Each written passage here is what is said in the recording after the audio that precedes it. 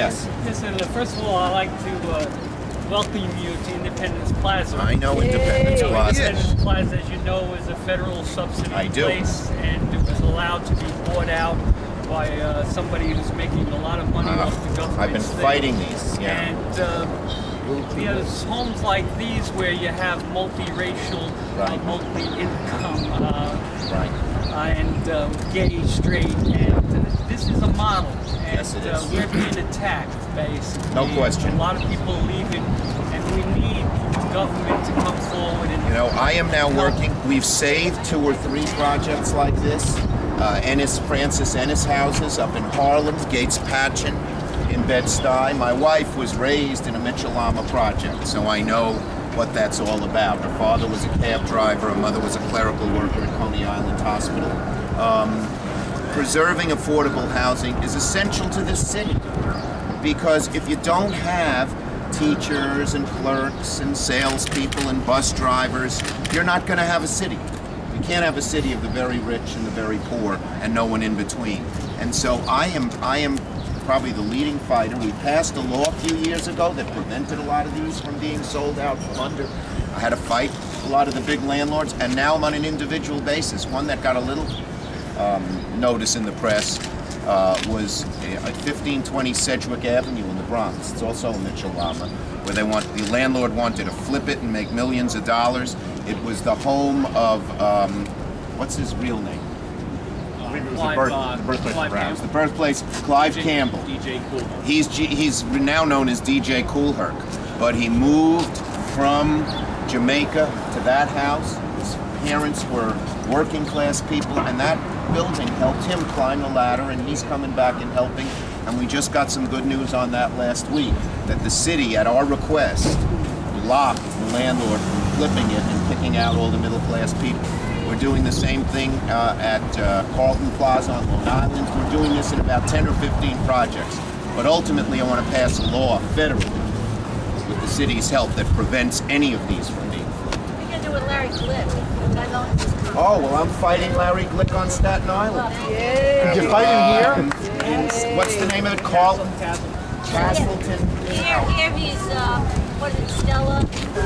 Stella. Okay. Well, if the folks here in Independence Plaza would contact our office, we will go to bat for you. This is something I believe in. And one reason we chose to do this event here at Independence Plaza is it is the kind of great mixed-income neighborhood that has made New York so strong and held us together in the bad times. And now that we're in the good times, the fact that we're at such risk of losing it and haven't been ahead of the curve on saving it is one of the big reasons that I'm running.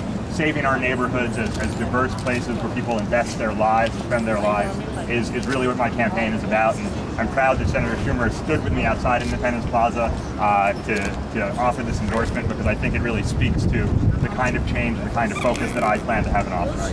Yep, well, come call us.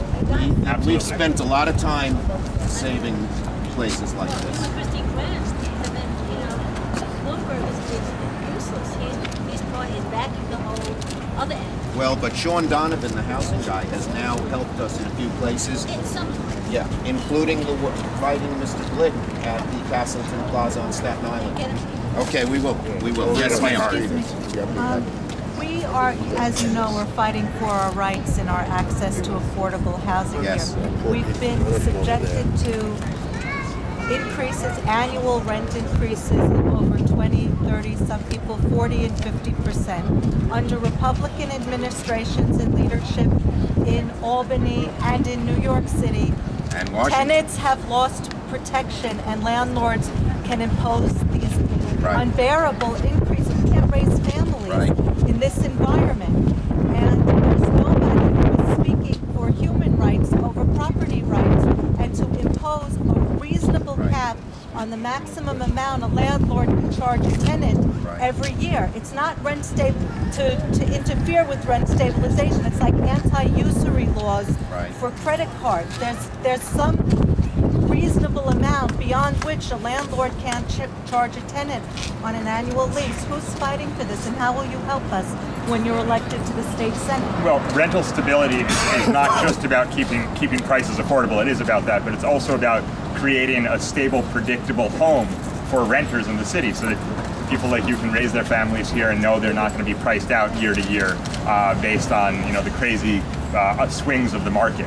So stability above the current $2,000 threshold is incredibly important to me. I'm going to fight to repeal vacancy decontrol so that we can make Which sure I that... fought when I was in the Assembly in Albany between 1975 and 1980. I started off as a tenant organizer.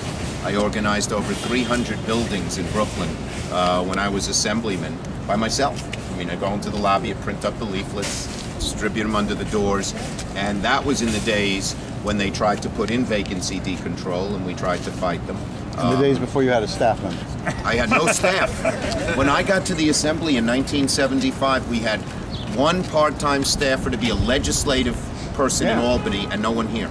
But in any case, I care a lot about this. This is where I came from, my family, and we have to have working people and working families in this city.